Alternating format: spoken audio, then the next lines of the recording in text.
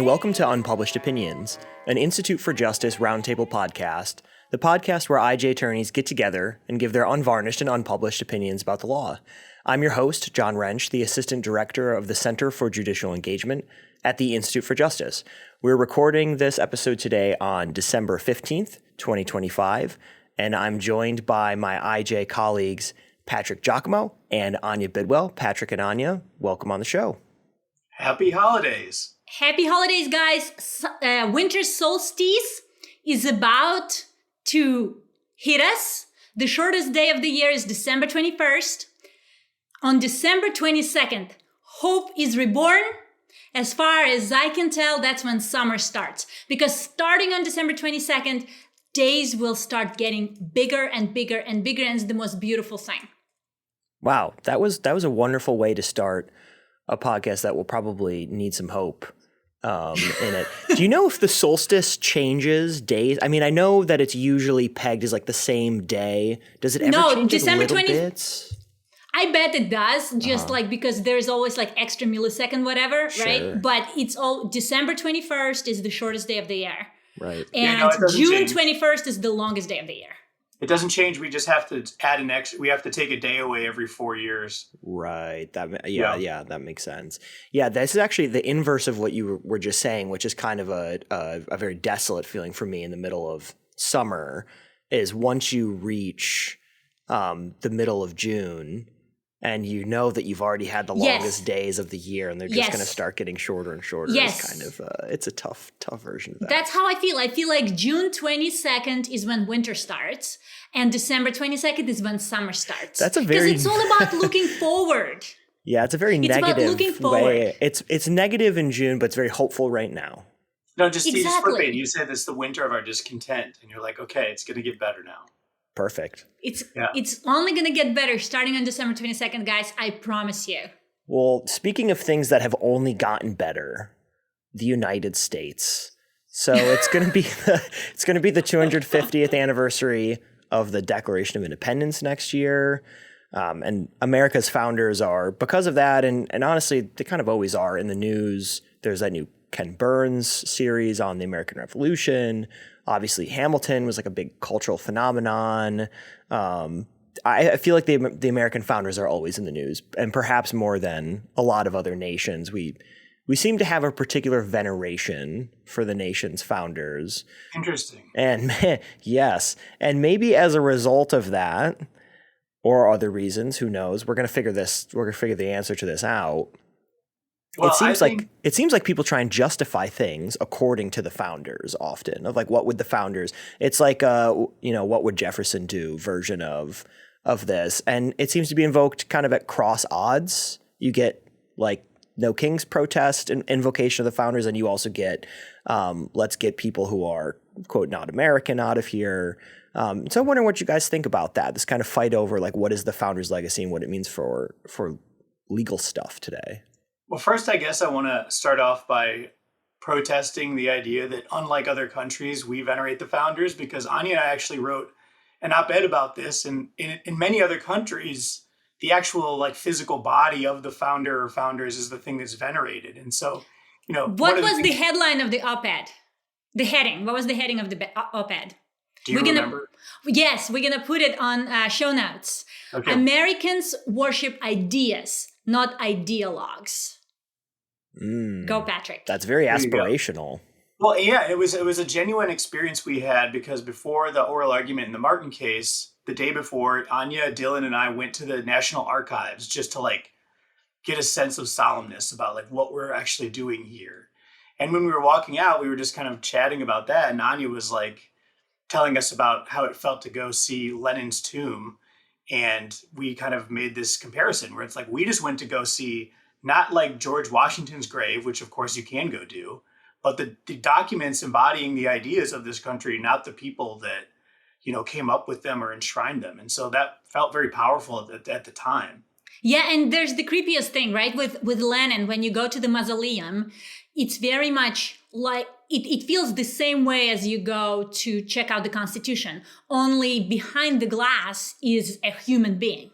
right? And so everybody's like walking really quietly. He's in this dark room because you don't want to ruin his fake by now body, right? And like light to ruin all of that. So everybody's just like very quiet and just looking at this dead guy through the glass, right? And we were looking through the glass at a document, right? And it was very much the same thing where it's like the light is destroying it. You kind of need to be quiet. You need to like be in this darkened room. And so the experience, the physical experience is very similar, but the underlying idea is so different because it's not Grandpa Lenin who we're worshiping, right? And it's like, oh, what did Lenin say? We are actually worshiping what the Declaration of Independence said, what the Constitution said.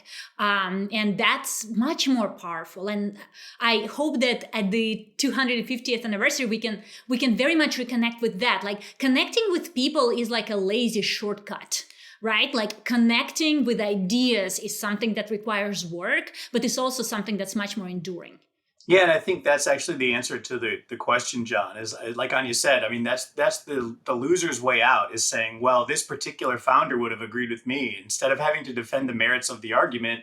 And so it really comes across as like a little kid at school being like, well, my dad said that I can do this or whatever. And it's just like, okay, well, grow up. Your dad doesn't have any power here. Like the power in this country is embodied in the laws. And even though those laws were written by, you know, these particular groups of people, the people themselves shouldn't have that special power. And so, you know, it's just a weak way of avoiding having to actually wrangle with the merits of arguments to say, well, you know, so-and-so would have agreed with me, which of course is an unfalsifiable statement because we have no idea what Thomas Jefferson would think in 2025. Right. And one of the problems there with even trying to say something like, well, this is what the founders are not, we're not a homogenous group of people, right? That was kind of like the whole point of what happened right after the founding is you immediately just ask Governor Morris, one of our most famous founders. Right. You immediately have a splintering of ideas and a fight for what the legacy of the country is and how best to achieve those goals. And so it does feel like a lazy way to kind of smooth everything over. And it also doesn't really pay credit to the fact that even if there's a consensus about like basic ideas of human flourishing, the founders had very different views about how to achieve that, right? You kind of have an emphasis on localism and agriculture, and then you have a focus on a larger federal government and a stronger central bank and all of these different ideas, and they've always been in tension. And it seems like that tension has actually, you know, that is what we are in many ways, is that the playing out of that. Yeah, and I think that's the wisdom that's embodied in the at least sort of Platonic idea of textualism, is like we don't know what all these different people brought to this decision, but we know that they all agreed on these words in this way. And so that's why we should be very careful about interpreting them and applying them and not doing it in such a way that says, well, you know, Governor Morris really would have thought this, but, you know, James Madison or Alexander Hamilton or whoever would have thought that. Because the bottom line is the thing they agreed on are the words that we have on the Yep. parchment or in the law books. And that's why, you know, theoretically, that is such a powerful system of interpretation. Now, of course, reality and the Platonic ideal are rarely the same thing. But I think like aspiring to do that is the only way to overcome this sort of loser's way out of just following personalities and ideologues over time. And I think, frankly, that's been one of the things that America has been so successful at over the last 250 years. And it hasn't been perfect by any means, but it has been important. And, you know, it comes at costs. And one of the enormous costs of that was the fact that chattel slavery existed and was allowed under our Constitution. And so to change that, we were following the Constitution still. We had to have the bloodiest war in American history, and hundreds of thousands of people died, and it almost tore the country apart. But it does go to show, I think, you know, how important the principles of being a country that follows the rule of law are. And so it makes it very frustrating when people now or any other time are willing to sort of just discard the idea of the rule of law and just say, well, I should be able to do whatever I want. Because, you know, there are a lot of people who gave their lives in chasing the idea that you couldn't just do whatever you want. My favorite book on this subject is called Plain Honest Man by Richard Beeman. I think it was written, long time ago now. I read it before. Gosh, it was written in 2015 or something like that. But it's so good at just like putting you there inside the convention hall, right? And like all these guys talking to each other and trying to figure this out and trying to come up with a compromise, and like who had the first draft, who was on the committee of styles, who was doing this, who was doing that. And you really get this understanding of like, there wasn't like one founder who thought this, and by that founder's proclamation we live today. They were plain honest men trying to start something that was, different from what was there before. And they did their best, and it's up to us to do our best too, instead of just worshiping them and like having them in stone rather than the ideas. Yeah, absolutely. I think it's all very inspiring. And I like one of you said before, I'm not sure which one of you mentioned it, but as the 250th anniversary comes up, like I hope that we can kind of pull back to that idea that it's a country that was, the founders' ideas were brilliant. Even if they weren't all consistent with each other, they were all pointing towards very brilliant things. And I think that, even though you had some of them that were a little bit more of peacocks than others, I believe that one of Washington's things that he wanted when he died was for there not to be an enormous kind of veneration of him and this like kind of state funeral-y type of thing that you would see from monarchs throughout the country. And I hope that kind of thing re-enters into how we think of them, because it's actually their humility and the fact that I think they viewed themselves as people who just happened to be in this very unique situation. And they wanted to capitalize that in a way for posterity instead of kind of aggrandizing just their faction, which is unusual in history. It's funny. It reminds me of something that's in the news right now, and it's in Singapore. Their founding father is Lee Kuan Yew, right? Much more recently, and he basically said before dying that he doesn't want like the place where he grew up or whatever to be like a place of worship. It's just like, I don't want anything of mine to be made into a museum. I don't want people to just walk in and like, oh, Lee Kuan Yew said this and said that. And against his wishes, and those are very recent wishes, like he didn't pass away that long ago, they are now trying to make places where he lived and was born into museums. And it's such a strange kind of tension, right? Between like a person who like consciously didn't want that to happen, and people today who are saying, actually, no, we need that. We need that for like national unity, for national purpose. We need to make you into God, even though you didn't want to be one.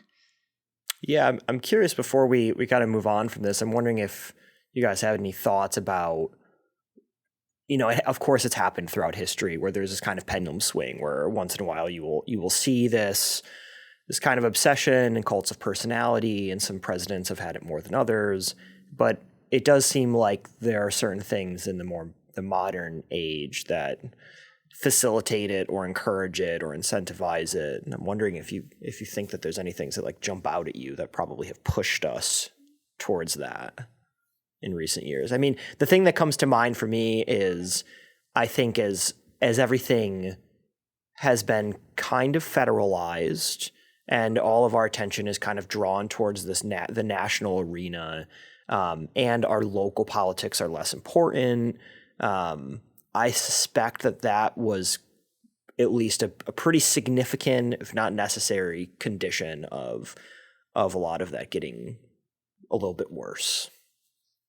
Yeah, and even there's this tendency, and I really dislike it, but I remember back in the day when like Republicans were opposing Barack Obama, right?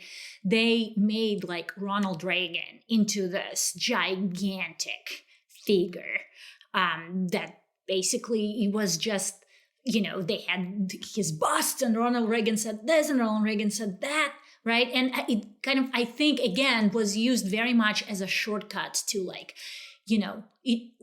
it's not, we are not necessarily opposing his ideas. It's Ronald Reagan who's opposing his ideas. Instead of saying, here's why his ideas are wrong, right? They're like, Ronnie would have agreed with us. And by the way, he was like the best ever. And frankly, I mean, with Democrats, it was the same with some of their leaders. It's an easier story to tell, I think, right? When you're basically saying, oh, this guy said it, so I don't have to justify it. I can just point you to him, and you like him, right? So you must like what I have to say too. Right. Yeah, I mean, speaking of some of the things that have kind of shifted over time, the Constitution has changed in some ways, but has largely remained the same. I mean, we have obviously had amendments, but in terms of its kind of basic principles, a lot of the things have remained. But one of the things that does change often is of course how the courts interpret the Constitution. And just kind of zooming out and, even thinking of this theme of the 250th anniversary coming up, are there any things that come to mind that are currently assumptions or features of how we think about the Constitution or constitutional doctrine or practice that we take for granted now that you think there's a good chance that they might be upended or replaced or significantly modified, say, in the next 20 years? And if you think it might take longer, you can use a longer time span, but I'm thinking 20 years. Well, I am biased, and it's also, something that I've been dealing with a lot recently. But I have a feeling that there is a momentum towards making it easier to sue federal officials for violations of constitutional rights. I can't imagine what's helping that process along. Exactly.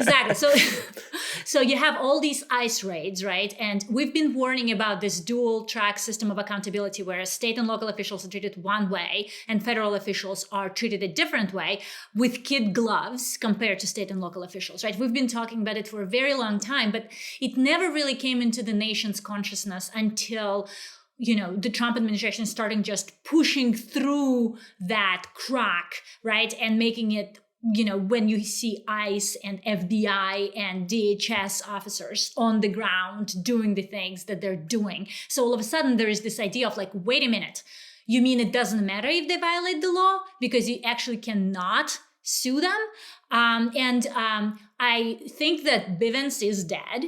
The implied rights of action under the Constitution, the Supreme Court made it clear in 2022, pretty much in Egbert versus Boulay, that you can't sue them. But what I think the court has never had a chance to opine on is what the text of the Westfall Act actually means when it says that you can't sue individual officials in state courts unless you sue them for violations of the Constitution, right? So until now, it's been believed that the Westfall Act only applies to this implied right of action under Bivens. But I think that in the next 20 years or so, hopefully less, when the Supreme Court actually has a chance to weigh in on whether it means that you actually can go to a state and under state law sue for violations of the federal Constitution, whether that is allowed by the Westfall Act. And I think that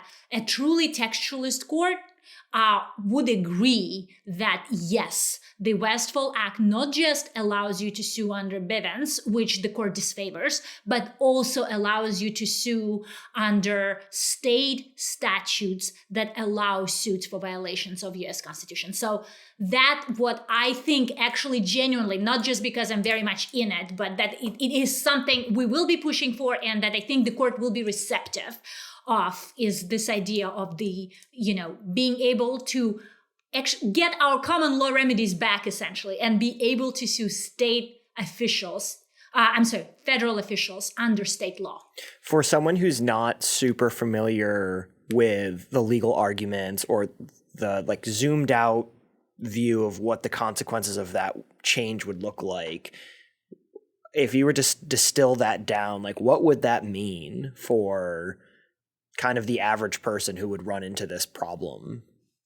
Yes. So let's take a George Rettas, for example, right, to whom this horrible thing happened where he was detained for 3 days and 3 nights, a clear abuse of the Constitution. So he would be able to, he could go to federal court and have additional federal causes of action, but he really could just go to state court in California and sue under the Bain Act, which is California's civil rights statute. And the Bain Act specifically allows for suits for violations of the federal Constitution. And what we're hoping is that more states pass statutes like the Bain Act, so people actually have a choice and a meaningful choice, and can go to state courts and sue under those statutes. And that's something that's been done, frankly, historically, right? Bivens was, frankly, a favor to the federal government because it being sued in 50 different states under 50 different laws is not great. Right? So the court actually said, why don't you just come to federal court and be sued under federal laws, and we'll have some uniformity here. Before Bivens, we could just go to state courts, and we no longer can. At least that's how lower courts are interpreting it. But hopefully the Supreme Court actually will agree with us and say, no, you can't go to state courts when your constitutional rights were violated. And that, again, I think actually, if that does happen, then Congress will very quickly amend Section 1983 and will include federal officials, because federal government is not going to want to have to defend, right, 50 different ways in 50 different states. Yeah, that's super interesting. Patrick, is there anything that's currently kind of we're operating with a bunch of assumptions, and maybe within the next 20 years, constitutional law will change in some way?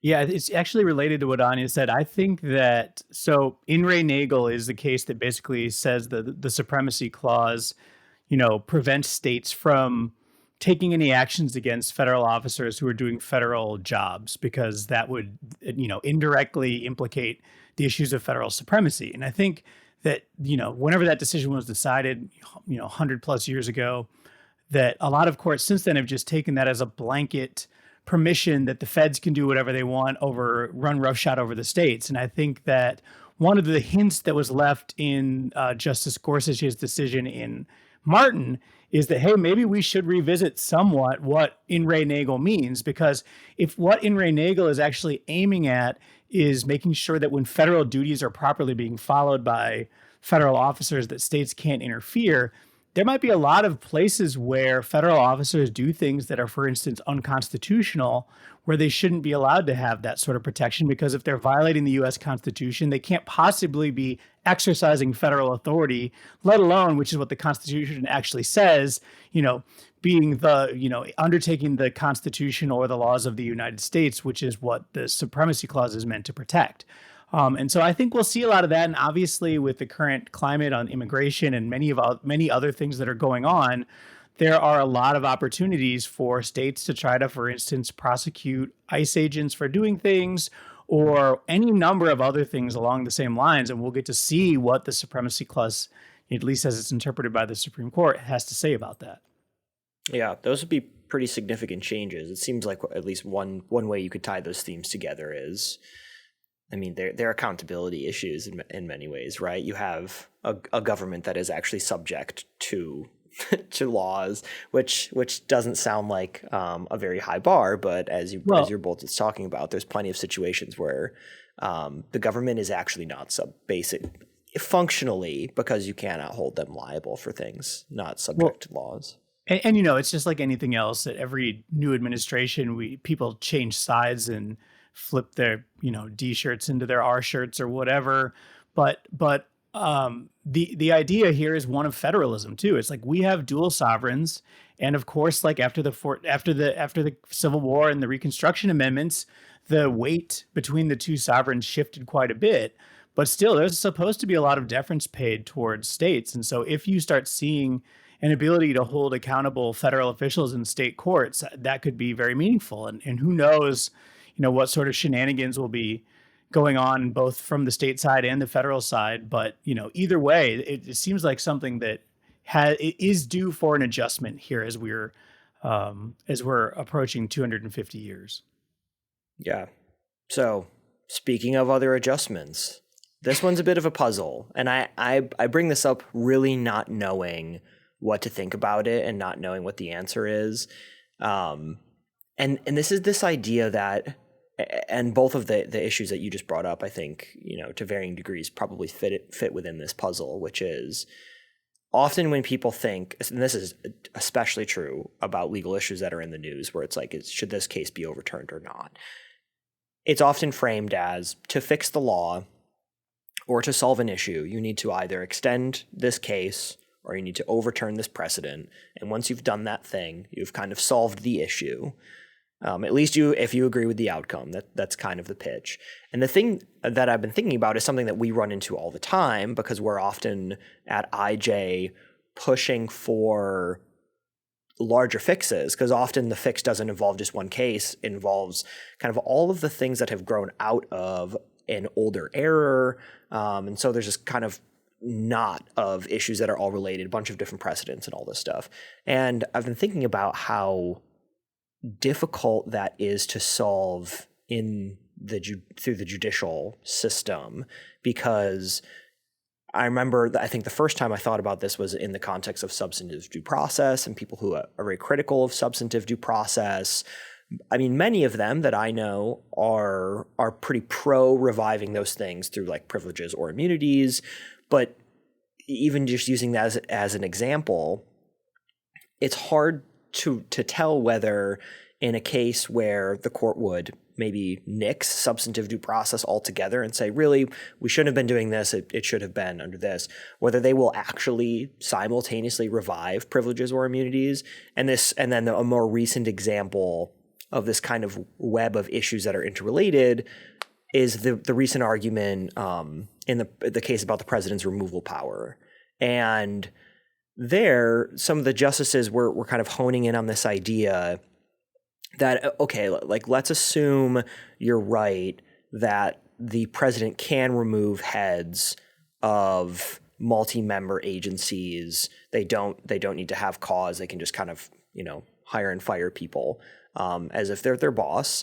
And one of the concerns that was raised at the court is, even if that's true, if Congress gave the president these powers on the assumption that they can't do that, and then we give the president this broader removal power, we've given the president kind of a windfall in authority. And so it just highlights that these issues are often interrelated. And I guess my question is, when fixing the system would require multi-step fixes, how do you think that the court is supposed to do that? Because it almost seems like sometimes we need legislative changes. And that obviously poses its own problems because these are often issues of constitutional interpretation. So how do you solve that puzzle? What do you think? I mean, I think it's just you kind of zeroed in on like limitations of what courts can do, right? Because by their very nature, it's based on a controversy that's before the court right now, right? And the court wants to just resolve this controversy and, announce the law as it pertains to this controversy and other similar controversies, right? And it's very hard for the court just to say, like, okay, we are just going to look not just on this situation, but like everything else, and we're just gonna clean it all up and we're just gonna pronounce the whole new regime. Like, that's not how our system works when it comes to the judiciary. And frankly, that kind of gets back to also what people keep expecting the judiciary to do this year, which is to like overturn the consequences of the election, right? It's like, well, Trump is doing these horrible things. Why can't court just tell him to stop? And it's like, well, it's not the court's job to like fix all of our problems for us, right? The court has like a limited thing that it can do, and it works within that framework. And it is extremely imperfect because of that. The other case that I was thinking about, oral argument too, this term that reminded me of was National Republican Senatorial Committee case, right? About campaign finance, where the petitioners in the case are basically saying, you have to overturn this campaign finance law because the way it works right now is super PACs are much stronger than parties because super PACs have essentially no limits in how much money they can get, right? But parties are bound by these other campaign finance laws. And Justice Sotomayor was like justifiably frustrated. She's like, well, why do we have super PACs having this much power in the first place, right? And that's because we, the court, gave it to them. And now you're telling us that we created a problem that now we're supposed to be fixing by making campaign finance laws even less regulated. And it really zeroes in on this idea of court decides a particular controversy, right? Back then it was with respect to super PACs. Now it is with respect to parties. And it doesn't just say, okay, we're just going to do this holistic thing. That's a limitation that's built into the system of the judiciary. And I think, like you said, John, if somebody wants an overhaul, that it's Congress who's in the position, technically speaking, to do it. But of course, lately they completely forgot what it is that they're supposed to be doing. Yeah, I don't mean Congress is more of a concept at this point, but I mean, I think the answer to the question is the same way that you eat an elephant, which is one bite at a time. And I think Anya's, talking about that. And I think, it is sort of this, it is a double-edged sword because you have on the one hand, the court needing to take small steps because if it takes big steps and makes a mistake, there's a lot more to walk back and you have to tear down what's been built before you can build something new. On the other hand, it's frustrating for the court to sort of be so blasé about saying, well, if we're wrong, Congress can fix the problem. Because as we talked about earlier, Congress is just a moment in time. Every piece of legislation gets passed because of, hundreds of unique positions coming together to vote yes or no on certain words. And so for the court to make a mistake and then say, oh, well, Congress can fix it is frustrating because there are a lot of things that went into the thing being created in the first instance. And that's true as a general matter. But I think of it, in particular, now I'm thinking about Section 1983 and qualified immunity and the kind of idea that like, well, if Congress doesn't like it, Congress can fix it. And you think, well, for Congress to have passed 1983 in the first place, we had to have the Civil War. And so that shows you how much is required of certain political changes, especially ones that shift the balance of power or require some amount of accountability from one government official or another. And so just to say, well, if we're wrong, they can fix it again, is sort of frustrating because you recognize how much went into changing the law to begin with and the sort of lack of respect that's given to that when courts do turn around and say, well, if we're wrong, then they can just change it again. Yeah, this is part of the terror of judging, I think, right? Like if you are either extending something or pruning something, and if it's something that affects, like you said, Patrick, the fundamental nature of kind of the country, it effectively, I mean, of course you have Congress, but like you said, Congress is more of like a concept at this point. There might be things that you've done as a court that are effectively not impossible to roll back, but extremely difficult to roll back. And there's stuff here related to like, this should maybe impact courts' views of stare decisis because, it might inform like how far do you follow a precedent down before you decide that it's time that you revisit it. And my concern would be, if you've broken out and done something quite new with a doctrine, I would actually monitor that doctrine pretty closely in the beginning. I think I would be more likely to prune it back instead of waiting for decades and decades and decades and all of this accretion has happened. And then you realize all of this stuff has grown up around this that you kind of just let fester. And I guess that would at least influence my view of stare decisis. And it also gets back to this problem and like the frustration that Patrick and I have with regards to like the accumulation of jurisprudence, right? And when, the court just case by case by case does something that eventually ends up like leaving, for example, no remedy for a right at all. And like the Bivens example is a great one, right? Because there you basically start with, okay, you have common law remedies under state law, and then you have federal remedies under Bivens, right? And somehow starting with that, we end up in, 2022, where we don't have either common law remedy or a federal remedy, and the court has never really reckoned with it, right? It's just like a case by case by case, here and there, interpretation of this nature, interpretation of that nature, circuit courts doing their own thing, right? And now we are in a situation that is basically nothing for plaintiffs. And we want to unpack it, but that would take, you can't just come to the court and say, okay, Mr. Chief Justice, here's my proposal. Yeah. Here's my proposal. This is where it all went wrong, and this is how you do it again.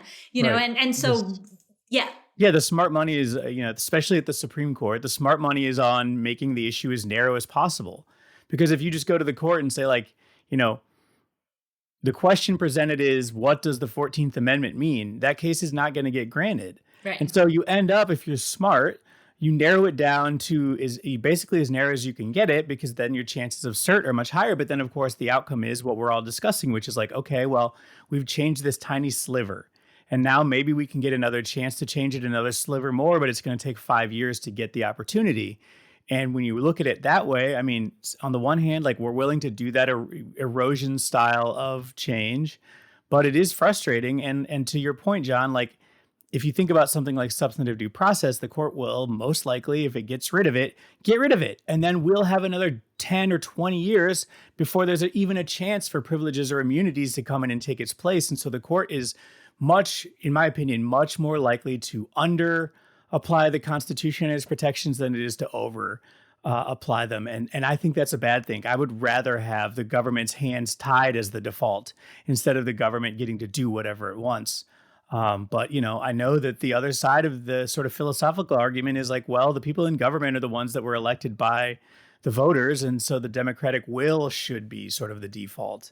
And I don't know. I just don't think that's what the founders were thinking for sure when they, I don't want to start off where we were and say, well, look, John Adams would have agreed with me. So obviously, listen, you have a right to appeal to the founders as well. Yeah, appeal to heaven. Yeah.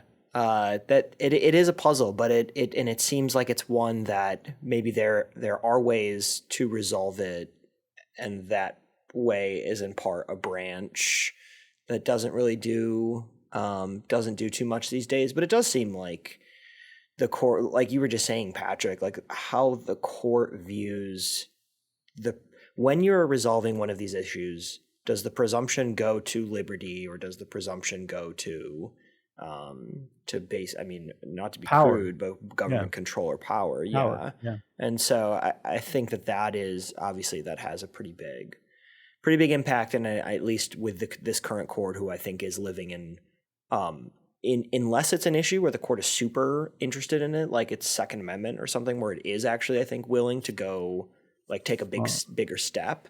Funny how that works. Yeah. If the court is willing to do those things, it has shown that it is able.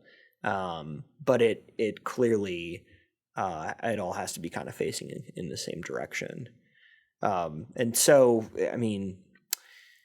facing in the same direction, the court is not always, and, there are always majorities and minorities on the court, and that is not even a really helpful or perfect way to think about the court often, because although in the news you will see 5-4 or 6-3s, depending on who's on the court, and those are often very controversial, and people focus on them. Most of the court's decisions are not split like that, but when they get a lot of attention. And so these days, at least in terms of big culture war cases, or the ones that tend to split down what people call ideological lines, and I think that's imperfect too, because it depends on which issue is at the core, because then there are totally different ideological lines. But we'll accept the 6-3 kind of framing for purpose of this this topic. And today, by the way, in a mainstream discussions of it, right? Gorsuch usually gets swept up with Alito and Thomas, and then we have the swing votes of Coney Barrett and the Chief and Kavanaugh, which again, all three of us know that it's not at all like that on certain issues, Right. where you would have Gorsuch actually, not being with the other two. But that's beside the point. It's just one of the frustrations that I have, that people really have this like 3-3-3 packaging, like 3 fundamental Talibanists, 3 swing voters, and 3 liberals. Yeah, it's very frustrating as people that are in this world, and probably for that reason, more prone to get angry at justices on the court, behind closed doors, of course, for wisdom's sake, to see like all of the sort of pop analysis that just breaks them down in these superficial and completely inch deep theories based on, partisan politics. And in reality, there are a lot of problems, and we've talked about them on other episodes of Unpublished Decisions that have to do with, court case selection and all sorts of strange things like that. But if you do it that way, it just takes away so much of what's actually going on and things that we could actually be discussing that are meaningful, and instead puts this silly red versus blue type of thing on them. And this happens all the time. I mean, I'll post, on Twitter about, something the court did that was good, or something I think will be good or bad. And no matter which side I'm taking, someone will be like, oh, no, you're wrong. And the only reason they think that is because they've decided like the 6 justices are just like Republicans and the others are Democrats, and the decision will flow from that. And it's just almost never the case outside of some rare circumstances. And I think it goes back to this idea with which we started, which is like humans.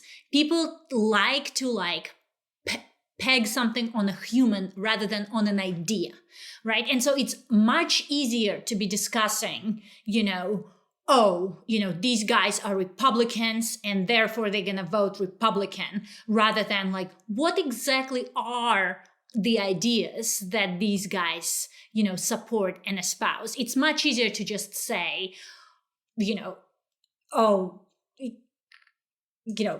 Kavanaugh, was a Republican appointee and he's just always going to vote with the Republican, no matter what. Even if his own ideology, like his personal ideology and philosophy, doesn't align with the Trump administration, for example, people just wouldn't hear it. They wouldn't even allow for a possibility that Kavanaugh was actually vote with his ideology, with his philosophy, rather than with his party. And it just, again, it's oversimplification, just like oversimplification of our history when we go back to the founders rather than founding ideas. Yeah, I mean, it's like the people that feel this way, I want to see how they fill out their March Madness brackets, because it seems like they just take the seed numbers and pick the lowest ones. And then it's like, oh, well, obviously the first seed wins and blah, blah, blah. It's like, look, if it was that easy, we wouldn't have to do such a hard job, because we would know exactly be rich because I would know how to bet every single one of those. Yeah, you could be on Kalshi making all sorts of money. Yeah, no, it is. It's reductionistic, and I think it's reductionistic because that allows you to make sense of a very complex, messy world. Where I think part of the thing, my suspicion, at least with the coverage of the court, and I don't know whether this will change or not, but I suspect that you have a chunk of the court that is much more comfortable with originalist-y kind of ideas and arguments. And I think that the more those ideas are basically mainstream, at least a version of them, like it might be a bigger tent version of originalism, and then, people will dispute whether it's even originalism at that point. But I think the more it becomes kind of a bigger tent, holistic thing, I do wonder whether those votes will not break down as easily, because at least until recently, I think you could reliably expect that Republican nominated justices have a significantly higher chance of being originalist friendly, and that comes with a bunch of assumptions about what that means. But I think that has impacted it to some degree, and I wonder how that will shake out in the future if that becomes a little bit less coded, politically coded.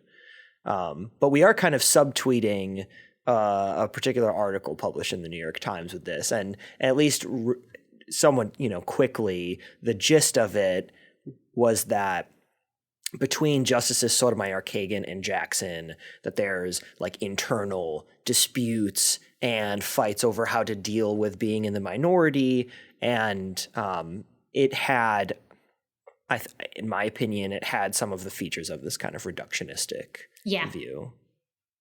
Yeah, I think it absolutely did. Like this whole idea of, Kagan and Jackson, like fundamentally at odds because of Kagan's belief in incrementalism and Jackson's belief in like let the house burn down. I just imagine myself for a second as either one of those justices, like reading that newspaper article about myself and being like, I didn't know I thought that, but okay. Yeah. It's just like, and they really want this reality TV show drama, about like all these disagreements on the court. And fundamentally, it's reductionist. It becomes personal, right? And it doesn't take into account all the complexities that are involved.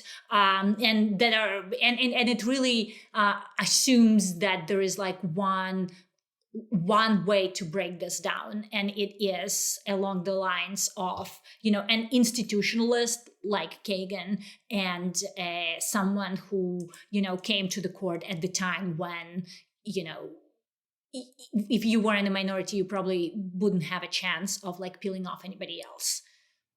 Yeah, it's interesting that one of the takeaways one could have if they were hopeful is the way that we're talking about this actually indicates at least our belief that the justices are like thoughtful and complex and nuanced, and that doesn't mean you're always going to agree with them, but this idea that they are actually engaged in their job in a way that's much more complex than this is such a good. We're very fortunate that it is not true that they act the way that they are depicted as acting. Like it's better for all of us if that's true.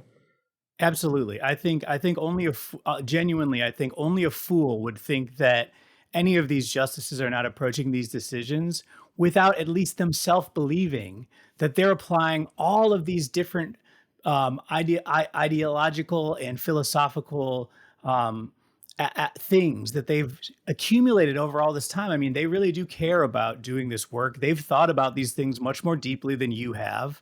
That doesn't mean they're right at all. I mean, I think they're wrong a lot.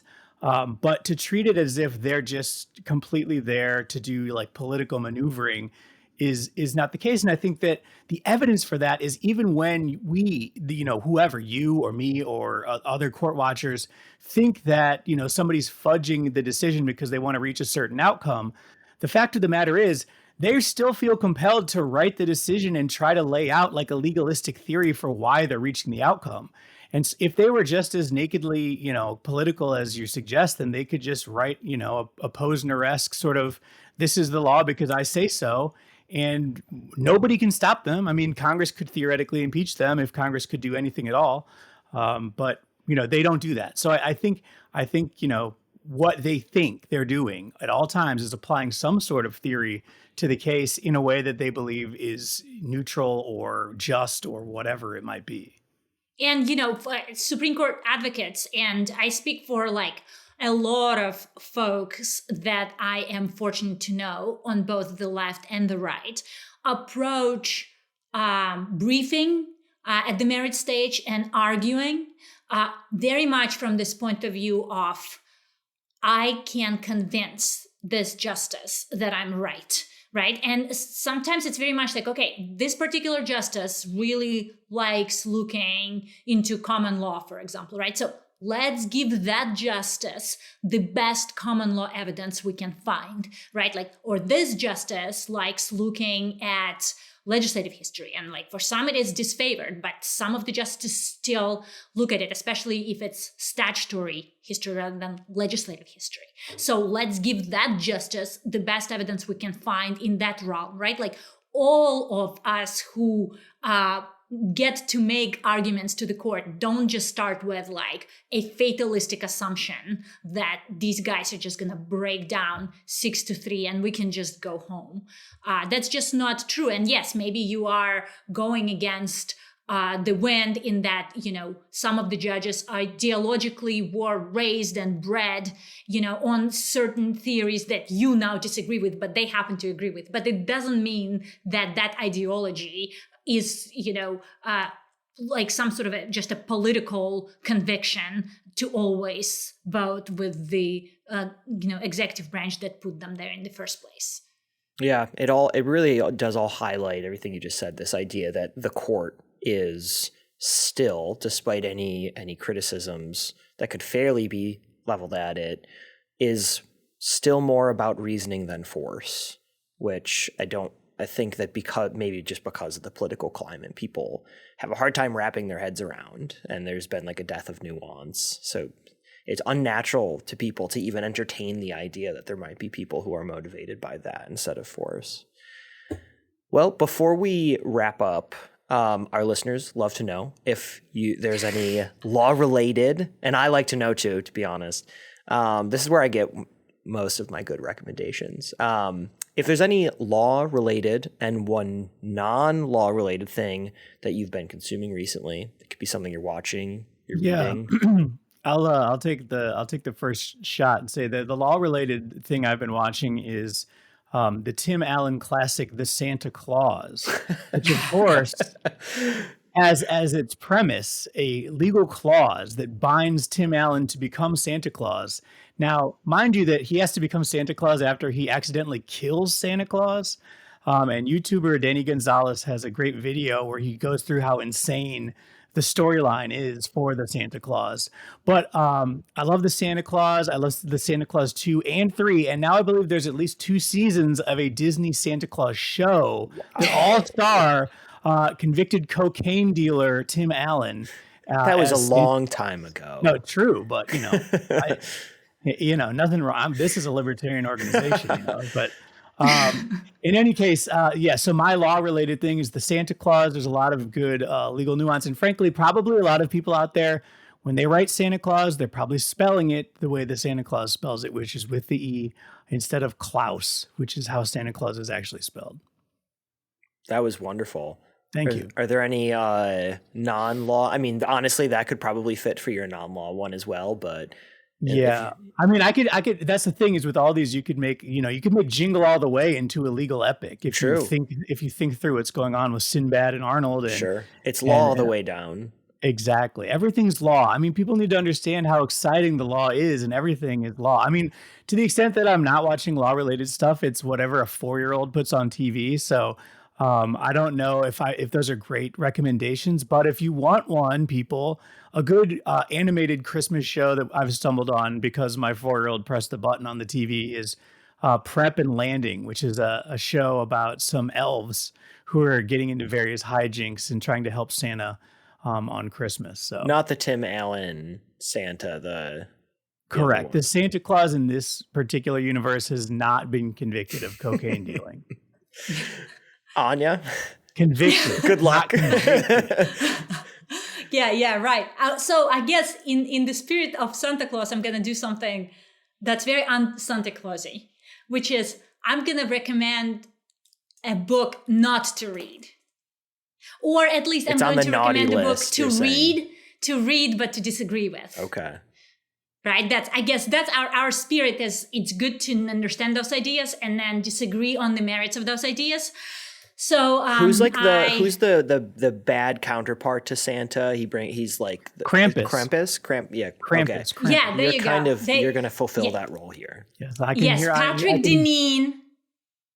Patrick Deneen's book Regime Change. It's a book that came out in 2023, but I started reading it now because of J.D. Vance's Munich speech and then the national security strategy that was just released last week. And it is a fascinating book about essentially post-liberalism. Right? It's really about how people like the regime of order, muscular populism to help common people to obtain continuity and predictability and stability. And that's kind of like where guys like J.D. Vance and like Patrick Deneen want America to go. And that is, yep. That sounds like the moment in the saying where the weak men make the hard times. It is nutty to me though, right? Especially as, I think of our country as like, we are just like irreverent renegades, right? That's what America is. We're Depends like on how you view the founders, right? I mean, I think I've seen Patrick Deneen try to make arguments by appealing to. He definitely has appealed to the founder. Actually, I think a lot of the common good constitutionalists do the thing that we talked about. They do. But it's one of those things like don't overcomplicate it. Like I said, it's a loser argument for losers to make. It's the Heritage Americans argument. It's great. This Heritage American argument is nuts. Like this whole, it's a freaking new country, right? That people are coming to like create something of their own where they don't want anybody patronizing them. And this is exactly what Patrick Deneen is doing. He's patronizing us. And it is just, and it is a very dark vision. It's Viktor Orban Hungary, right? Like this is what they think is like America. This is what America should be like. But I have bad news for those guys. United States is not Hungary. I don't know if that's bad news for us. Are not that old. 250 years old is like nothing. We're all like recent imports. And there is a serious selection bias because people who came to this country, who chose to like uproot themselves and start something new, are the kind of guys who don't want to be patronized and are not interested in illiberal ideas. I understand that liberalism, I get his first book, like the failures of liberalism, right? Like liberalism taken to a certain extent is a lonely, dark place. Communities are important, like actually multi-stage exchanges when you live in a small town are important. I behave much better. I drive around much better when I live in a smaller town. But that doesn't mean that all of a sudden we drive around really well in any setting, to be clear. It doesn't mean that all of a sudden we should be looking into a post-liberal order. So if folks want to acquaint themselves with that book, I think they will understand much better what J.D. Vance is talking about and also what our national security strategy is talking about, where they essentially want to divide the world order into Oceania, East Asia, and Eurasia. Right. Well, we've always been at war with East Asia. So. And for non-law stuff, watch PBS. That's what I. So Ken Burns, I love the man, but a little dry, right? The revolutionary thing that he's got going. I think that's a fair criticism of Ken. Yes, but there are many more exciting TV shows there. They just released a new May Gray. If you guys like mysteries. Anya just likes British TV, and so it only shows up on PBS. Ooh, I love British people pretending to be French, and that's what May Gray is. So it's hilarious, adorable, and silly all at the same time. What a great genre!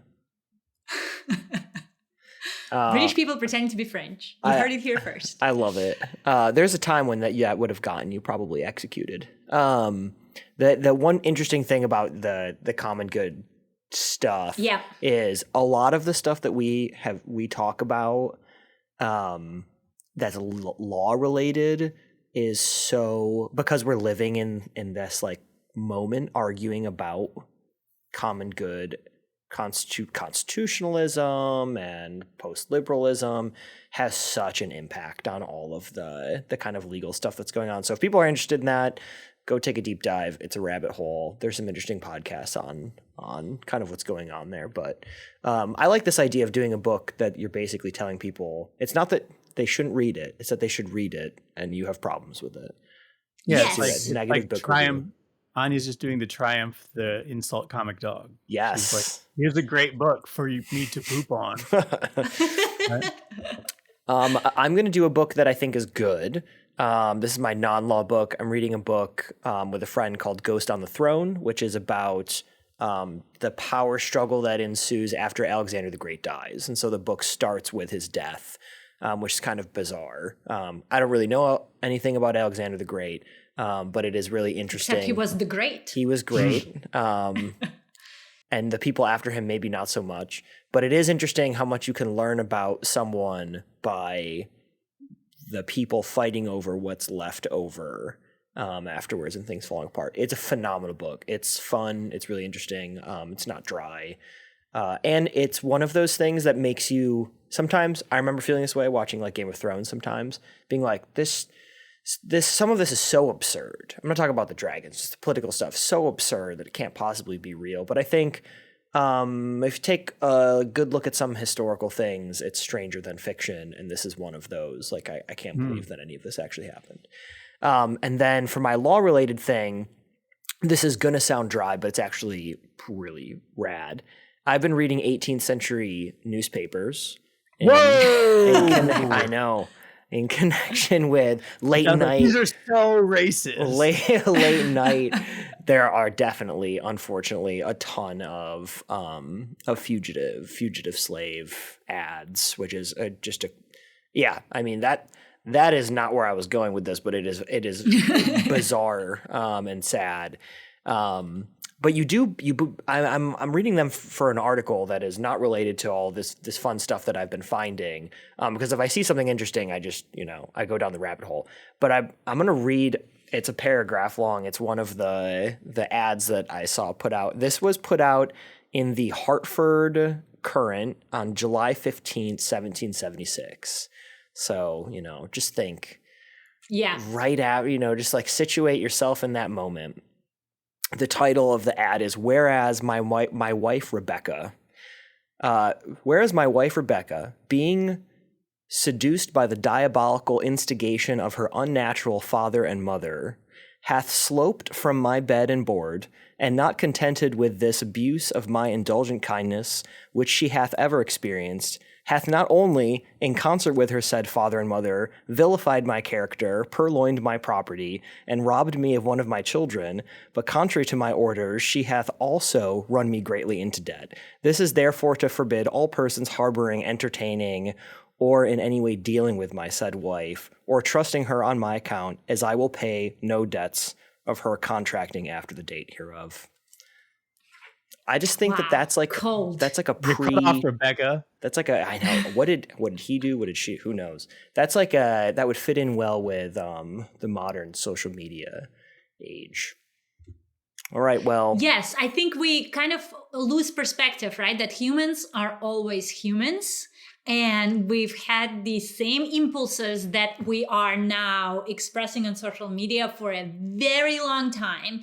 And newspapers were very rowdy. Had everything in them. Everything was crammed they had into everything newspapers. in them. Yeah. Look, we're humans are humans, and humans are great apes, man. This is just like we're all pretending.